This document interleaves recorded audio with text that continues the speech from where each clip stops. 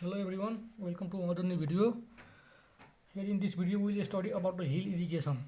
Okay, so basically hill irrigation मा चाहिँ हामीले मेन के गर्छु त भन्दाखेरि डिफ्रेन्ट टाइप्स अफ टेरेनको बेसिसमा चाहिँ हामीले त्यो हिल रोड हो कि प्लेन हो कि स्टिप हो भन्ने कुरा चाहिँ मेन हामीले चाहिँ यसमा त्यसको आधारमा चाहिँ हेर्छौँ. ओके, सो क्रस स्लोपको पर्सेन्टेज कति छ हैन, त्यो डिफ्रेन्ट पर्सेन्टेजको लागि चाहिँ डिफ्रेन्ट टरेन हुन्छन् हैन. So on the basis of terrain हामीले चाहिँ त्यो हिल रोड हो कि होइन भन्ने कुरा चाहिँ डिफाइन गर्छौँ. सो तपाईँले हेर्न सक्नुहुन्छ हैन, यदि टाइप्स अफ टरेन यता छ हैन र यो भनेको के हाम्रो क्रस स्लोपको पर्सेन्टेज छ.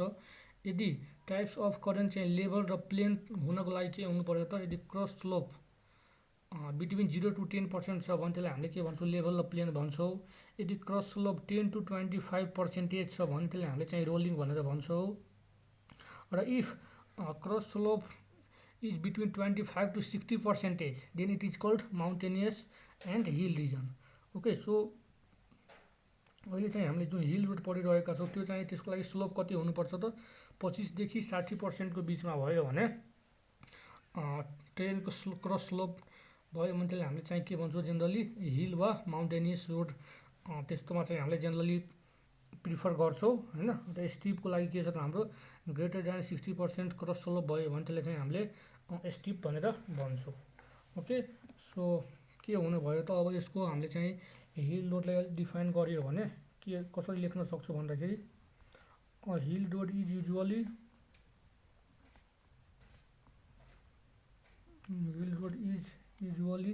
defined on the basis of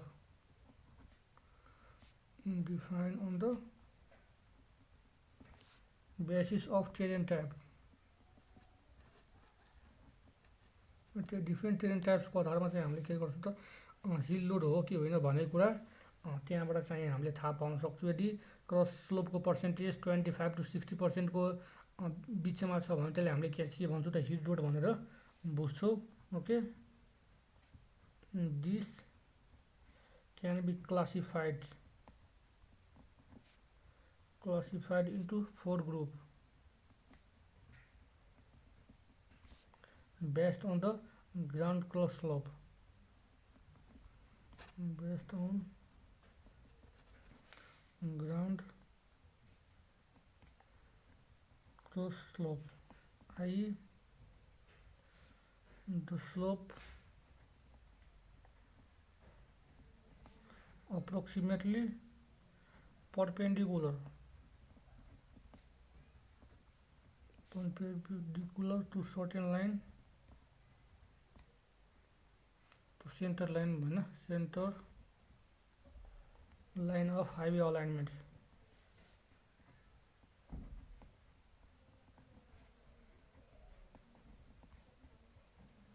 हैन, र मैले अघि पनि भने यो चाहिँ हिल रोड के छ हुन्छ त भन्दाखेरि hill road is usually define on the basis of terrain type हैन. यो डिफ्रेन्ट टेरेन टाइप्सको आधारमा क्रस स्लोप पर्सेन्टेजको आधारमा चाहिँ के गर्छौँ त, हामीले हिल रोड हो कि होइन भन्ने कुरा बुझ्छौँ. And this can be classified into 4 group based on group cross slope हैन. यो चारवटामा चाहिँ हामीले डिफ्रेन्ट ग्रुपहरू हेर्छौँ डिफ्रेन्ट क्रस स्लोपको लागि. And the slope approximate perpendicular to the centre line हैन, जुन हाम्रो सेन्टर लाइन हुन्छ त्योसँग के हुन्छ त, परपेन्डिकुलर हुन्छ. Okay, of the highway alignment. Okay, so यो कुरा हुने भयो. आई होप तपाईँले चाहिँ हिल रोड के हो भन्ने कुरा यहाँबाट बुझ्नुभयो होला. त्यसपछि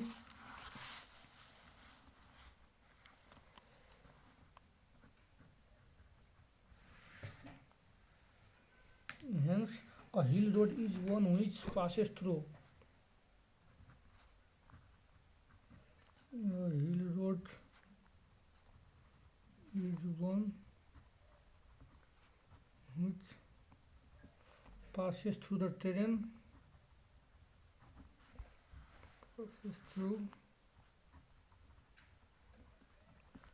with close slope,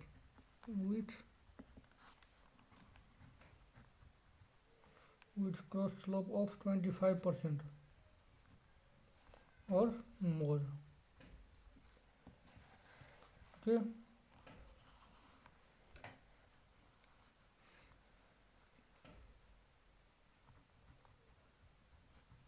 However, there are sections along hill road. Sections along hill road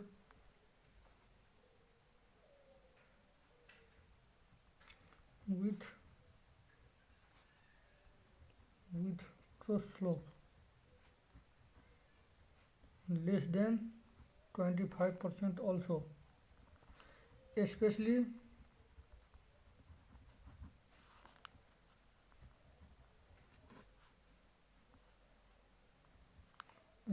when the road follows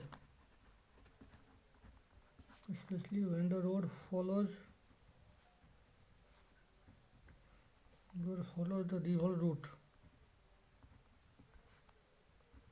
but still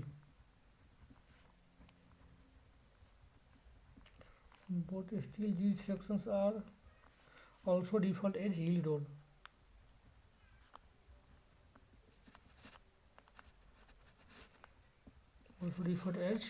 hill road हुने भयो हैन। अब चाहिँ यो चाहिँ हिल रोडको बारेमा यो चाहिँ बेसिक कन्सेप्ट हुने भयो हैन, बेसिक कुराहरू यो हुने भयो। And hence hill road is one which passes through the terrain with cross slope 25% र 60% को बिचमा छ भने त्यसले चाहिँ हामीले के भन्छौँ त हिल रोड भन्छौँ। However these sections along hill road with cross slope less than 25% or so, especially when the road follows the river route हैन, but still these sections are also referred as hill road हैन। Different river सेक्सनलाई चाहिँ follow गरिरहेको हुन्छ भने त्यसलाई पनि हामीले चाहिँ हिल रोड भनेर बुझ्छौँ हैन, त्यो कुरा हुने भयो। अब यति बुझिसकेपछि अब चाहिँ हामीले केमा स्पेशल कन्सिडरेसन इन हिल रोडको डिजाइनहरुमा के कस्तो छ हैन, त्यसको बारेमा चाहिँ हामीले हेर्छौँ। ओके, त्यो भन्दा पहिले चाहिँ एउटा टपिक हाम्रो चाहिँ रहेको छ,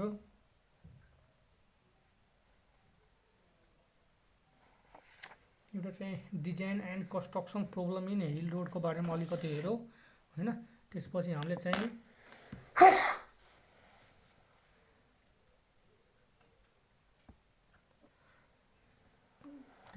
त्यो हेर्नेछौँ। ओके, सो यहाँ म देखाउन चाहन्छु तपाईहरुले यहाँ के छ भन्दाखेरि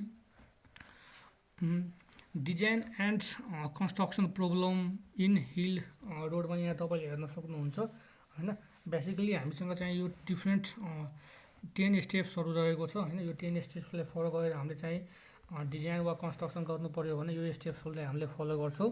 सो एकचोटी म यहाँ देखाउन चाहन्छु हैन, यसमा चाहिँ के हुन्छ भन्ने कुरा। So design and construction of road के छ भन्दाखेरि design and construction of roads in hill and mountainous is more complex हैन। अब अभियस कुरा हो, हिलमा वा माउन्टेनहरुमा रोड बनाउनु पर्यो भने त्यो चाहिँ हाम्रो जुन प्लेन हुन्छ, समतल जग्गा हुन्छ, त्यो भन्दा त अभियसली कम कम्प्लेक्स भइ नै हाल्छ। Okay, and it is because of several factors associated with the region and some of them are including below हैन। त्यसमा चाहिँ डिफ्रेन्ट फ्याक्टरहरु एसोसिएट भएको हुन्छ र त्यसमध्ये के फ्याक्टरहरु छ यहाँ हामीले हेर्न गइरहेका छौं। Okay, so in very first step a hilly or mountainous area is characterized by a highly broken relief with widely differing elevations and steep slope. This requires considerable increase in the length of road. Okay, अब के हुन्छ भन्दाखेरि different elevation र different स्टिप स्लोप्सहरुले चाहिँ त्यहाँ चाहिँ main के हो त त्यसको क्यारेक्टरहरु हैन। डिफ्रेन्ट इलिभेसनको लागि डिफ्रेन्ट स्टिप स्लोपहरुको अनुसारले चाहिँ के हुन्छ त डिफ्रेन्ट वाइडनिङ जुन रोड हुन्छ हैन, त्यो रोडहरु बनाउने कुराहरुमा चाहिँ हामीले त्यहाँ चाहिँ डिफ्रेन्ट क्यारेक्टरले त्यसमा फरक पार्ने हो हैन। र त्यो सबैले हामीले चाहिँ कन्सिडर गरेर के गर्छौं त त्यसको लेन्थहरु हैन, रोडको लेन्थ के कस्तो दिनुपर्छ, वाइडहरु के कस्तो दिनुपर्छ, त्यसको बारेमा हामीले चाहिँ त्यहाँ चाहिँ ध्यान दिन्छौं। त्यसपछि अर्कोमा के छ त the formation of rocks different in wide range. Okay, and the geological condition varies from place to place within a short section. Okay, त्यसपछि के हुन्छ भन्दाखेरि जुन अब अभियस कुरा हो होइन, माउन्टेनियस रिजन भइसकेपछि त्यहाँ त धेरै रकहरू त भइ नै हाल्छ होइन। त्यही भएर के हुन्छ, द फर्मेसन अफ रक्स होइन differs in a wide range. Okay, and त्यहाँको चाहिँ जुन जियोलोजिकल कन्डिसन हुन्छ होइन, त्यो जियोलोजिकल कन्डिसनको आधारमा चाहिँ के हुन्छ त त्यो रोडको क्रस सेक्सन हुन्छ होइन, त्योहरू चाहिँ त्यहाँ डिफाइन गर्ने गर्छौँ। And this will make the assessment of foundation of the road embankment and other road structure difficulties होइन। त्यही अनुसारले हामीले चाहिँ रोड इम्प्याक्टमेन्ट र डिफ्रेन्ट स्ट्रक्चरहरूको डिफिकल्टिजहरू हेर्दै हामीले चाहिँ त्यहाँ बनाउँछौँ। त्यसपछि थर्डमा के छ त, hill cross slope which were stable before the construction may turn into unstable होइन। र हिल क्रस जुन स्लोप हुन्छ त्यो स्लोपको धरमा चाहिँ पहिले मानौँ कुनै स्टेबल छ भने पछि के हुनसक्छ त अनस्टेबल पनि हुनसक्छ होइन। किन भन्दा अब रोड बनाइसकेपछि त्यहाँ त हामीले चाहिँ डिफ्रेन्ट फ्याक्टरहरूमा इफेक्ट पारेर हामीले रोड बनाइरहेका हुन्छौँ होइन, जसले गर्दा के हुनसक्छ त पहिला स्टेबल भए पनि अब रोड बनिसकेपछि अनस्टेबल हुन्छ कि भन्ने चाहिँ सम्भावना हुन्छ होइन। त्यो चाहिँ किन हुन्छ भन्दाखेरि कुनै पनि हामीले चाहिँ कुनै ठाउँमा रोड बनायो भने त्यहाँको जियोलोजीसँग खेल्ने कुरा भयो होइन, त्यहाँ भएका भेजिटेसनहरू होइन, त्यहाँ चाहिँ अब रोडहरू गइरहेछ भने त्यहाँको ह्युमन एक्टिभिटिजहरू बढ्ने भयो होइन, जसले गर्दा अनस्टेबल हुने सम्भावना हुन्छ। त्यसपछि फोर्थमा के छ त, variation in hydro geological condition होइन। अब रोड बनाइसकेपछि त्यहाँ के हुन्छ त, जुन हाइड्रो जियोलोजिकल कन्डिसन हुन्छ स्पेसली ग्राउन्ड वाटरको कन्डिसन हुन्छ त्यो चाहिँ चेन्जेस हुन्छ होइन। From place to place is difficult to perceive and may be easily overlooked in the design phase which may result in various unexpected damage afterwards landslide slip etc होइन, यिनीहरू कारणले गर्दा यीहरू हुने भयो। त्यसपछि फिफ्थमा के छ त, new earth fill for road embankment may overload the relatively weak underlying soil layer on hill slope which may trigger new slides. Okay, त्यो कुरा हुने भयो। त्यसपछि के छ त, यहाँ यसमा चाहिँ मेन के हेर्ने हो भने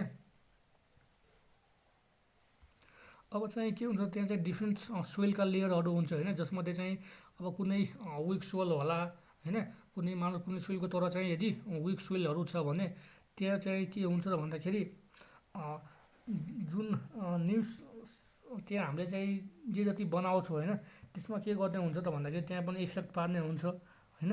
अब चाहिँ मेन कुरा भनेको के हुन्छ, डिफ्रेन्ट लेयर अफ सोइलमा चाहिँ डिफ्रेन्ट लोडहरूको कुरा आउँछ, जसले गर्दा त्यहाँको अर्थ फिल हुन्छ होइन। अर्थ फिल रोड इम्प्याक्टमेन्टको लागि जुन हामीले त्यहाँ चाहिँ फिलिङ गर्छौँ रोड बनाउनको लागि माटोहरू त्यहाँ हामीले राख्छौँ, त्यसमा चाहिँ डिफ्रेन्ट स्लाइड्सहरूको डिफ्रेन्ट स्लोपहरूको कारणले गर्दा होइन डिफ्रेन्ट स्लाइड्सहरूमा फरक पार्ने भयो।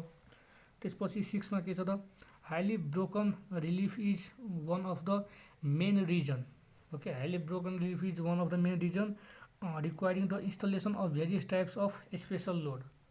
ओके, स्ट्रक्चर सच एज जस्तै हामीले चाहिँ कल्भर्टको बारेमा पढ्यौँ होइन, एक्वाडक्ट भयो, रिटेनिङ वाल भयो होइन, चुट भयो, ऱ्यापिड भयो, सेमी ब्रिज भयो, प्लेटफर्म भयो, टनल भयो होइन।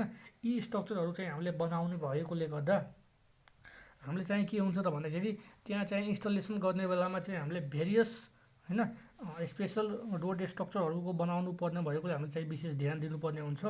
And the cost of the road structure for hill roads may exceed होइन, जसले गर्दा के हुन्छ त 50 to 60% अब जुन टोटल कस्ट हुनुपर्ने हो त्यसको 50 to 60% कस्टले के हुन्छ त इन्क्रिज हुन्छ। किन इन्क्रिज हुन्छ भन्दाखेरि किन भन्दा अब स्पेसल हिल रोडमाको लागि हामीले चाहिँ स्पेसल स्ट्रक्चरहरू बनाउनु पर्ने हुन्छ होइन, समता जस्तो त होइन कि मात्रै हामीले रोड बनाएर हुन्छ। त्यहाँ चाहिँ हामीले डिफ्रेन्ट कल्भर्ट्सहरू भयो होइन, एक्वाडक्ट, रिटेनिङ वाल होइन, ब्रिजेसहरू, प्लेटफर्महरू, टनलहरू बनाउनु पर्ने हुन्छ होइन, ड्रेनेज सिस्टमहरू प्रोभाइड गर्नुपर्ने हुन्छ। त्यही भएर चाहिँ के हुन्छ त लगभग 50 to 60% टोटल कन्स्ट्रक्सन चाहिँ बढ्न जान्छ। त्यसपछि presence of steep ground cross slope needs careful arrangement of erosion protection work होइन। यदि स्टिप ग्राउन्ड क्रस छ भने होइन, त्यो स्टिप टाइपको स्लोप छ भने मतलब धेरै बढी स्लोप छ भने त्यहाँ चाहिँ हामीले इरोजन नहोस् होइन, इरोजन नहोस्, त्यहाँ चाहिँ ल्यान्डस्लाइड नहोस्, त्यसको लागि चाहिँ हामीले के गर्छौँ त डिफ्रेन्ट प्रोटेक्सन वर्कहरू त्यहाँ चाहिँ हामीले प्रोभाइड गर्नुपर्ने हुन्छ। and in it due to presence of high cross slope surface runoff reaches quickly to the roadside with high speed होइन अब यसको अब धेरै स्लो भयो भने त्यहाँ चाहिँ के हुन्छ त रोड साइड त्यहाँ चाहिँ फरक different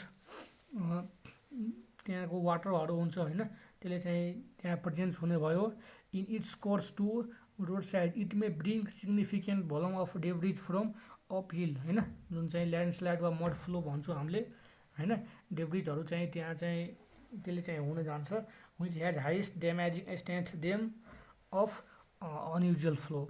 Okay, after that construction work can be performed only